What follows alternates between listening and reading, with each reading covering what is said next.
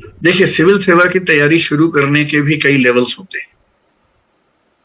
Civil सेवा की तैयारी का एक हिस्सा है कि आप पढ़ाई कब शुरू कर दें सिविल सेवाओं के लिए, यानी कि सिलेबस की तैयारी कब शुरू कर दें। लेकिन पढ़ाई की शुरुआत करने से पहले एक लेवल और भी है, ये 2 लेवल्स और भी हैं। एक लेवल है कि सिविल सेवा परीक्षा की तैयारी के लिए अपने मन को मजबूत बनाना कब से शुरू कर देना चाहिए, क्योंकि मन की मजबूती बहुत जरूरी है इस परीक्षा में। ये 2 दिन 4 दिन की तैयारी नहीं है। इस तैयारी में आपको लगते हैं लगभग 1 साल, 1.5 साल, 2 साल, कभी कभी 3 साल भी। और वो भी ऐसा टाइम जिसमें आपको बहुत ज्यादा पढ़ना पड़ता है। मतलब कभी कभी 10 घंटे, 12 घंटे। शुरुआत में आप 6 घंटे पढ़ेंगे, फिर 8 घंटे होगा, धीरे धीरे आपका खुद मन करेगा ज्यादा पढ़ने का, और तब तैयारी आपकी सीरियस लेवल पे आएगी। तो जब आपको 3 साल तक या 2 साल तक इतनी गहराई से इतना ज्यादा मात्रा में पढ़ना हो, तो इसके लिए सबसे पहले तो मन का मजबूत होना जरूरी है। तो मेरे ख्याल से सबसे पहली जरूरत तैयारी के स्तर पर यह है कि आप अपने मन को मजबूत करें, संकल्प को मजबूत करें। दूसरी तैयारी है कि यूपीएससी की जो अपेक्षाएं हैं आपसे, जैसा माइंडसेट आपका चाहिए, उस माइंडसेट की तैयारी करें। उस माइंडसेट में कुछ थिंकिंग स्किल्स हैं कि आपको सोचना कैसे चाहिए किसी भी मुद्दे पे। तो 360 डिग्री थिंकिंग जिसको बोलते हैं, कि हर पक्ष के, यानी हर मुद्दे के पक्ष में, विपक्ष में उसकी उपयोगिता क्या है, उसके नुकसान क्या है, हर पहलू पर सोचने का अभ्यास होना चाहिए। जैसे सिंपल सा एग्जांपल ये कि मान लीजिए आपके पास व्हाट्सएप पे कोई मैसेज आया किसी जाति के खिलाफ, धर्म के खिलाफ, देश के खिलाफ, और उसमें कुछ नकली तथ्य पेश किए गए हैं। तो सीधे भरोसा करने के बजाय यदि आप उस पर थोड़ा सा रिसर्च करने लगते हैं, तो इसका मतलब आपका दिमाग अब यूपीएससी जैसा होने लग गया है। दी हुई बातों को वैसा का वैसा स्वीकार मत कीजिए, उन पर थोड़ा सा डाउट कीजिए। और रिसर्च करने के लिए क्या करना है, सिर्फ इंटरनेट पर जाके टाइप करना है गूगल में, बहुत सारे आर्टिकल्स आपको मिल जाएंगे।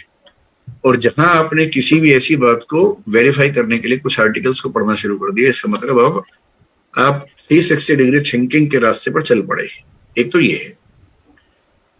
डिबेटिंग स्किल्स बहुत जरूरी है कि आप किसी भी बात के पक्ष विपक्ष दोनों को समझ के बैलेंस कर सके।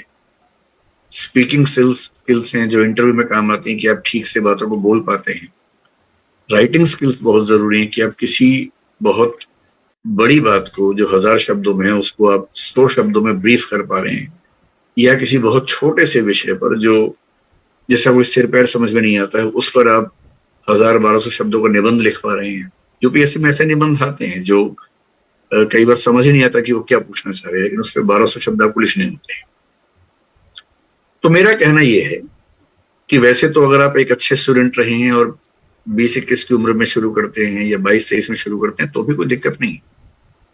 लेकिन यदि आप सिविल सेवाओं को लेकर शुरू से सीरियस हैं और आप एज अर्ली एज पॉसिबल उसमें सिलेक्ट होना चाह रहे हैं, क्योंकि जितना जल्दी सिलेक्ट होंगे सीनियोरिटी उतनी ज्यादा मिलेगी। और इस सर्विस का असली मजा कलेक्टर होने में नहीं है, इस सर्विस का असली मजा सेक्रेटरी होने में है। और सेक्रेटरी होने का मतलब लगभग 30-31 साल की सर्विस के बाद आप सेक्रेटरी बनते हैं। तो यदि आप 23 की उम्र में आईएएस बनते हैं, तो आप 54 की उम्र में सेक्रेटरी बनेंगे, तो आपके पास 6 साल और जनरली 2 साल एक्स्ट्रा मान सकते हैं अगर आपको ऐसी पोस्टिंग मिल जाती है बाद में। तो 6 से 8 साल सेक्रेटरी रहने का जो आनंद है इस सेवा में, यदि आप सिलेक्ट होंगे ही 29-30 की उम्र में, तो आपके पास होंगे ही कुल 30 साल। और 30 साल की सर्विस में तो वैसे भी कोई सेक्रेटरी नहीं बन पाता है, तो अब जॉइंट सेक्रेटरी बन के, एडिशनल सेक्रेटरी बन के रिटायर हो जाएंगे सेंटर में। उसमें फिर वो मजा नहीं है। तो यदि कोई सीरियस है शुरू से, तो मेरा ख्याल है कि स्कूल और कॉलेज लेवल पर कम से कम स्किल्स के स्तर पे काम करना चाहिए। डिबेट्स बोलना, चीजों को ठीक से पढ़ के कॉम्प्रिहेंड करना, विस्तार में लिखना, संक्षेप में लिखना, ये कुछ ऐसे स्किल्स हैं। हो सके तो स्कूल कॉलेज में कुछ लीडरशिप पोजीशंस को संभालो।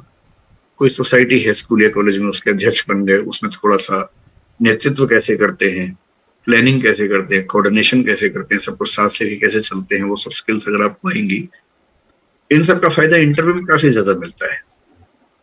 क्योंकि आपका एक्सपीरियंस इतना रिच होता है कि आपके आंसर्स बहुत मैच्योर हो जाते हैं उसके बाद। तो मेरा ख्याल है कि आपको स्कूल और कॉलेज की लाइफ में एक तो मोटिवेशन, अपना मन मजबूत करने के लिए कुछ सिविल सेवाओं की या सिविल सेवकों की डायरी पढ़ लीजिए, उनकी किताबें पढ़िए उनके बारे में। कुछ जैसे एक उपन्यास पिछले साल आया था 12th फेल, जो एक बच्चे की कहानी है जिसने 12वीं क्लास में फेल होने के बावजूद बाद में आईपीएस वो बना। मनोज उसका नाम है, अभी डीआईजी है महाराष्ट्र में। ऐसे कुछ कहानियां आपको मोटिवेशन के लिए हेल्पफुल हो सकती है, तो शुरुआत में 10वीं 11वीं 12वीं क्लास में वो सब पढ़ सकते हैं ऐसी कहानी।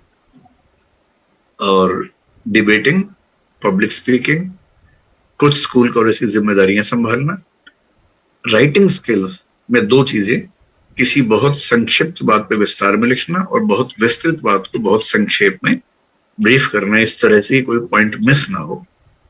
ये स्किल्स आप कॉलेज में अगर डेवलप कर लेते हैं तो मेरे ख्याल से कॉलेज के बाद, और यदि ये बहुत सीरियस हैं तो आप कॉलेज के फर्स्ट ईयर के बाद से सीरियस प्रिपरेशन में उतर सकते हैं। और अभी तो क्योंकि कॉलेज चल भी नहीं रहा है तो आप कॉलेज की शुरुआत से भी तैयारी कर सकते हैं। ऑनलाइन में तो ये सुविधा भी है कि आप अगर कोई ऐसा ऑनलाइन प्लेटफॉर्म ज्वाइन कर लिया आपने तो उसमें आप 2 साल 3 साल 4 साल तक जितनी बार चाहें पढ़ भी सकते हैं, रिवाइज भी कर सकते हैं। तो आप जिस भी यूनिवर्सिटी में, जिस भी कॉलेज में पढ़ते हैं, वहीं रहते हुए ऑनलाइन प्रिपरेशन की मदद से तैयारी की शुरुआत कर सकते हैं। पहले ये लिमिटेशन थी कि आप कॉलेज कर लेंगे, फिर आपको तैयारी करने के लिए किसी और शहर में जाना होगा, फिर वहां जाके आप तैयारी शुरू करेंगे। अब तो वो लिमिटेशन है नहीं, आप जहां भी रहते हैं वहीं से जो भी ऑनलाइन प्लेटफॉर्म आपको अच्छा लगे उस ऑनलाइन प्लेटफॉर्म से मदद लेके फिर तैयारी शुरू कर सकते हैं। कॉलेज के साथ फर्स्ट या सेकेंड ईयर में शुरू कर देना चाहिए।